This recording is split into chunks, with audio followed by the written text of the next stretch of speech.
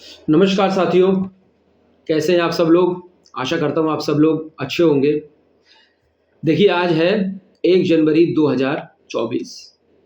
आज से फिर से एक नया साल शुरू हो गया है।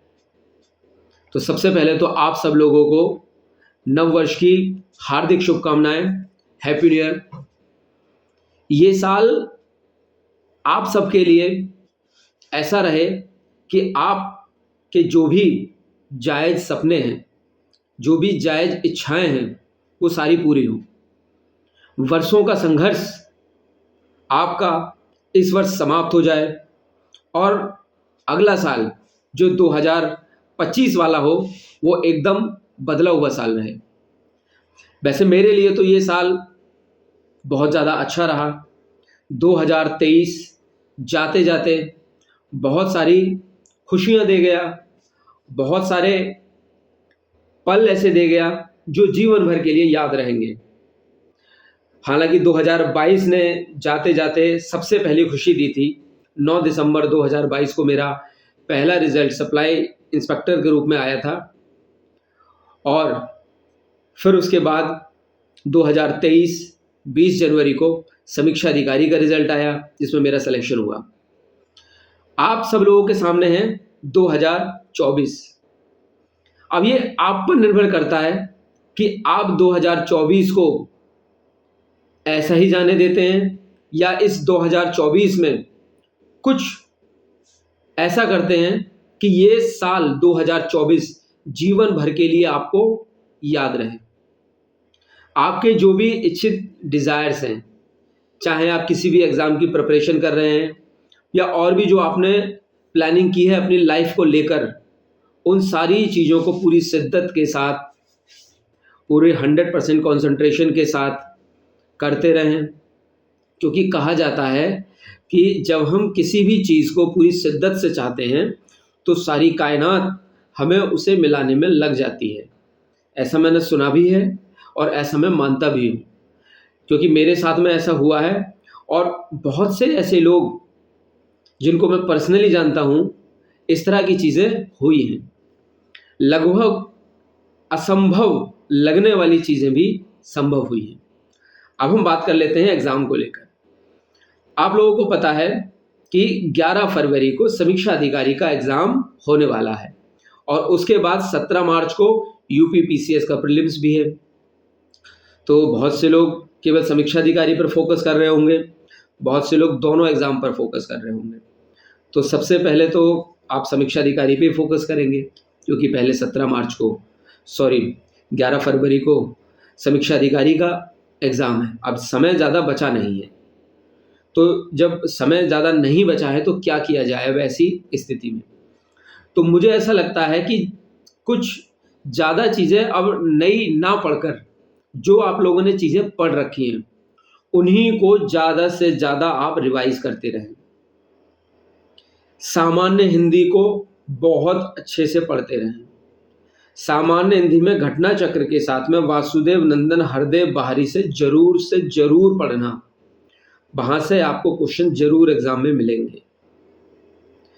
करंट अफेयर्स बहुत अच्छा कर लें, रीजनिंग के क्वेश्चंस बहुत अच्छे से कर लें। अगर आप करंट अफेयर्स और हिंदी कर लेते हैं, रीजनिंग कर लेते हैं, तो यहीं से आपके 30 से 35 क्वेश्चन हो जाएंगे। बाकी प्रीवियस ईयर पेपर्स, आयोग के द्वारा भी हाल में जो पेपर कराए गए हैं, चाहे वो स्टाफ नर्स का हो या दूसरे अन्य पेपर हों, उनको भी आप ज़रूर देख लें। जितनी भी आप लोगों ने टेस्ट सीरीज़ लगाई हैं, उन सारी टेस्ट सीरीज़ के सॉल्यूशंस को दोबारा से अच्छे से पढ़ लें, या आपने अगर उनके नोट्स बनाए हैं तो उनको अच्छे से पढ़ लें, क्योंकि यही एक अच्छा मौका है। अगर आपका सपना समीक्षा अधिकारी बनने का है, तो इसके बाद अब अगली बार शायद ना जाने कब समीक्षा अधिकारी के फॉर्म आएंगे, क्योंकि आपको पता ही होगा हर साल समीक्षा अधिकारी के फॉर्म नहीं आते हैं। समीक्षा अधिकारी के फॉर्म 2 या 3 साल बाद इसके फॉर्म आते हैं और यूपीपीसीएस के कंपैरिजन में बहुत आसान है इसमें जॉब लेना। गजेटेड पोस्ट है, सैलरी अच्छी खासी है, बाकी सारी सुविधाएं ठीक रहती हैं।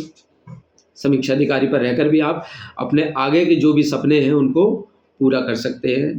जैसे कि यूपीपीसीएस में जाना है या फिर किसी और एग्ज़ाम की तैयारी करनी है, तो वो आप रहकर कर सकते हैं, समय मिल जाता है इतना।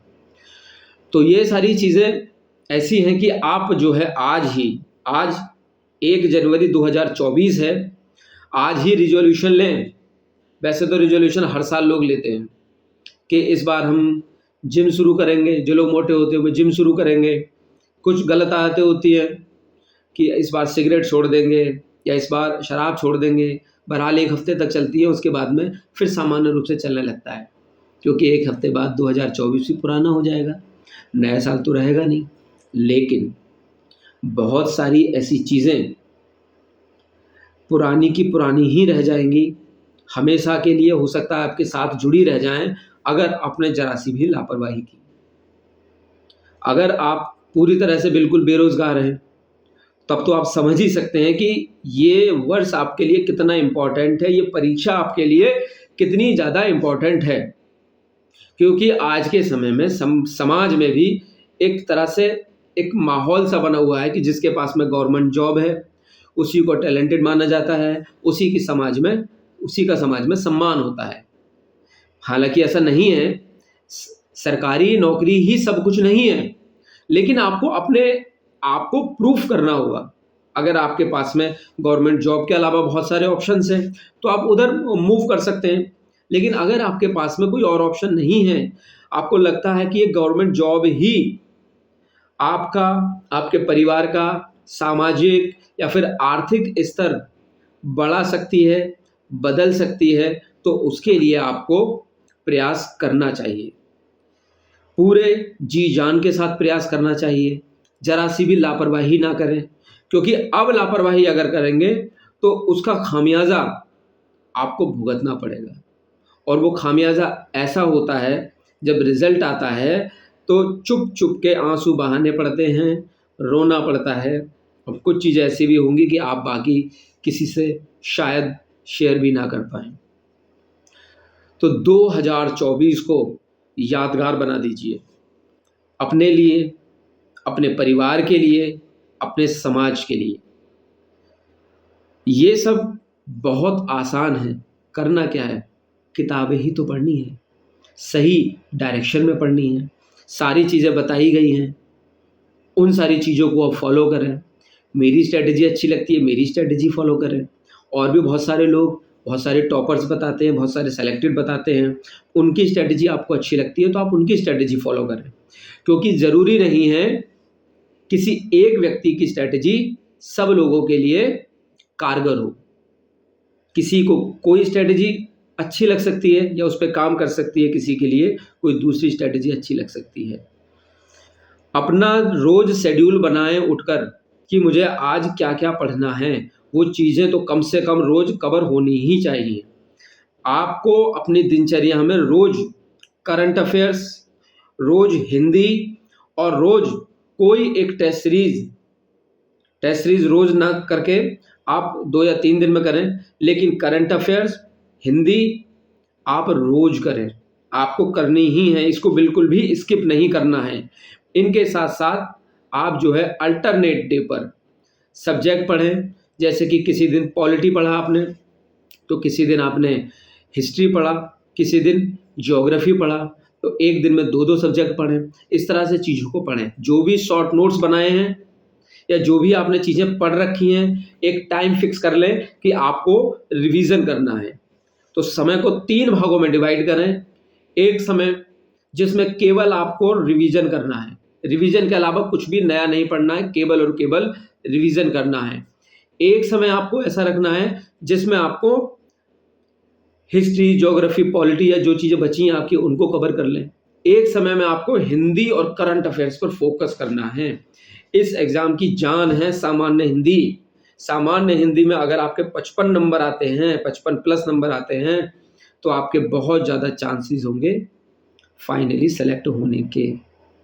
तो ये आपके हाथ में है कि आने वाला नववर्ष जो 2025 होगा, तब तक आप लोग यहाँ पर सचिवालय में समीक्षा अधिकारी, सहायक समीक्षा अधिकारी के रूप में काम कर रहे होंगे। काम नहीं कर रहे होंगे तो रिज़ल्ट तो आपका आ ही चुका होगा, हो सकता है तब तक ज्वाइनिंग ना होगी, लेकिन आप लोगों का फाइनल रिजल्ट तब तक आ चुका होगा। एक टैग लग चुका होगा आपके साथ में समीक्षा अधिकारी या फिर सहायक समीक्षा अधिकारी का। तो आप ये टैग लगवाना चाहते हैं या फिर इस साल को भी ऐसे ही जाने देना चाहते हैं, क्योंकि इतने सारे साल तो चले गए। नववर्ष हर साल आता है, बहुत से लोगों को खुशियाँ देकर जाता है, बहुत से लोगों को इंतज़ार। तो ये अब आपको डिसाइड करना है कि ये नववर्ष आपके लिए खुशियाँ देकर जाएगा या फिर एक और साल का इंतज़ार। अच्छे से पढ़ते रहिए। किस्मत बदलने का तरीका आपकी मुट्ठी में है और आपकी ताकत में है। तो जितना ज़्यादा पढ़ेंगे, सही दिशा में पढ़ेंगे, जितनी ज़्यादा मेहनत करेंगे, उतना ही सफलता आपके करीब होगी। तो बस इन्हीं सब बातों के साथ में आपसे विदा लेते हैं। अगली वीडियो में मिलेंगे। आज नववर्ष एंजॉय कीजिए, पढ़ना बिल्कुल ना भूलिएगा। हिंदी और करंट अफेयर्स को भूलना नहीं है। फिर से आप सब लोगों को नववर्ष की हार्दिक शुभकामनाएं। ये नववर्ष आपके लिए मंगलकारी हो, रोजगार वाला हो और आपको एक सरकारी सेवक बनाए। ठीक है, नमस्कार, जय हिंद।